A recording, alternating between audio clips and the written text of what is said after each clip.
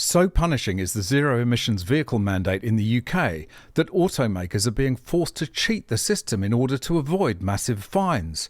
As well as this, the evangelists can then point to the artificially inflated figures as proof that the tide is turning in favour of EVs.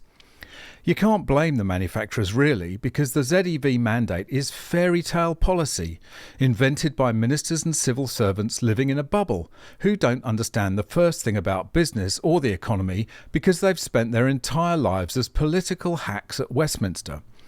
And of course, rather than achieve the aim of encouraging people to buy EVs, all it does is put automakers out of business. And the scale of the cheating is quite astonishing, as we shall see in this video.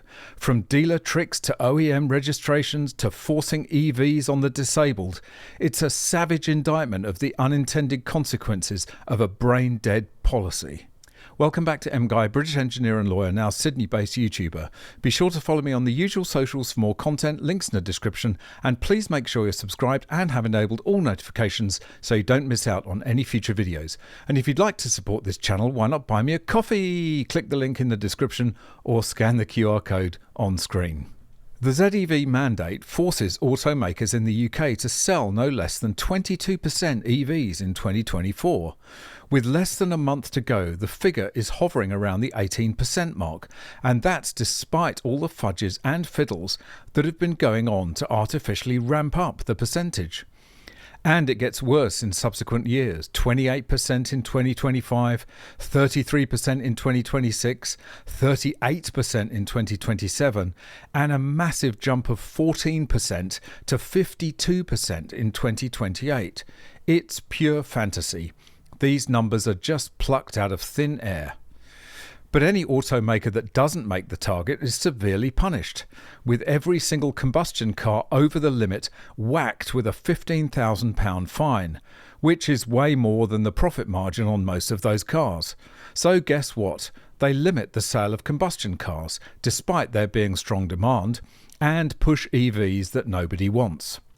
But there are plenty of other tricks that the manufacturers and dealers are using to get round the system, as the Telegraph reports. How the zero emissions vehicle mandate is skewing the UK car market.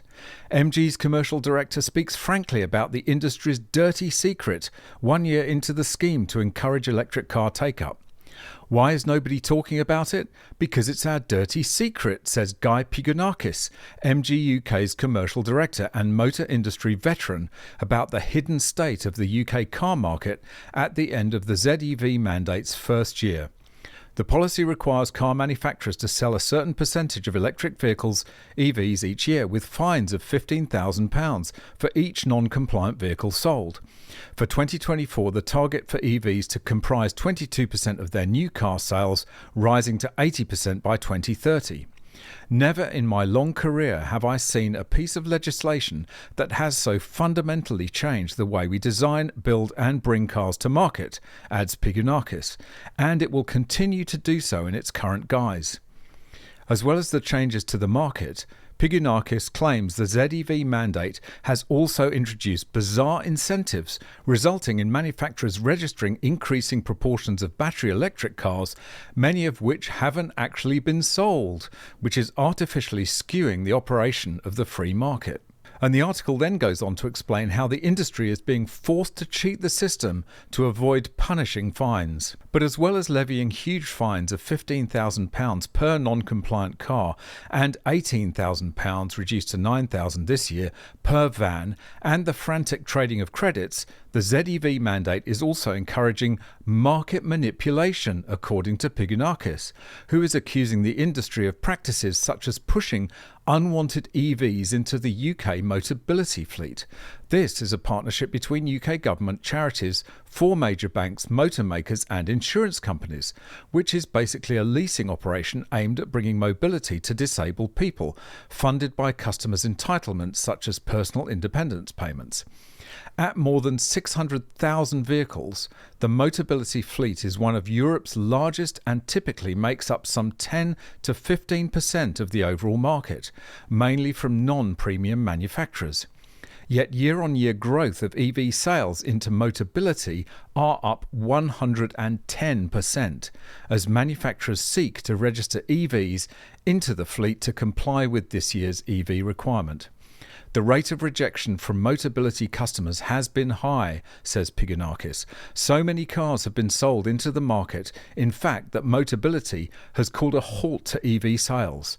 It has decided that it has too many EVs on its fleet, and manufacturers have had to draw back. But as well as foisting impractical and inconvenient EVs on the most vulnerable people in our society, as if that isn't despicable enough, they have plenty of other tricks up their sleeves. Manufacturers are selling cars to themselves with demonstration car registrations, showing a big year-on-year increase of 14.8%. Also up 12% are captive sales, which are sales to employees, friends and families. Dealer registrations are up 2%, and what are known as OEM sales are up 11.3%.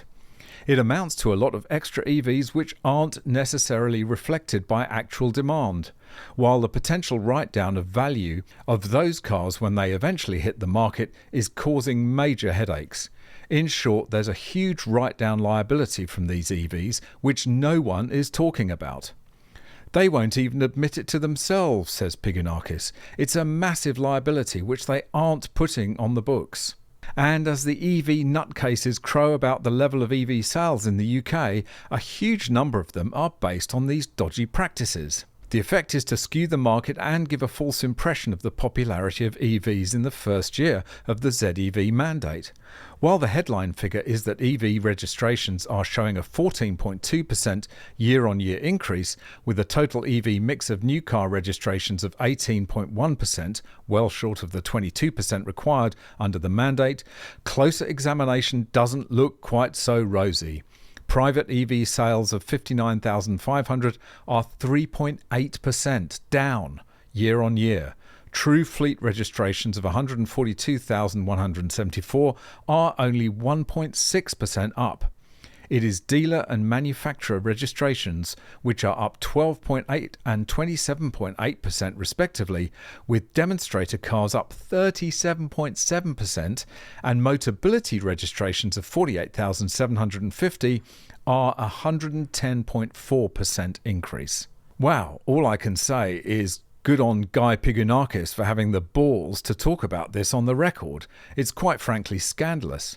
And all it's really doing is kicking the can down the road. While the manufacturers may scrape into this year's target, once every employee of every dealer in the land is already driving an unwanted EV, there will be nobody else to buy them, and the target will have gone up another 6% anyway. It will all come crashing down eventually like a house of cards. The same will happen here in Australia. Eventually, Albo and Bowen's entire net zero edifice of incompetence and ignorance is built on quicksand. It's just a matter of how quickly it collapses.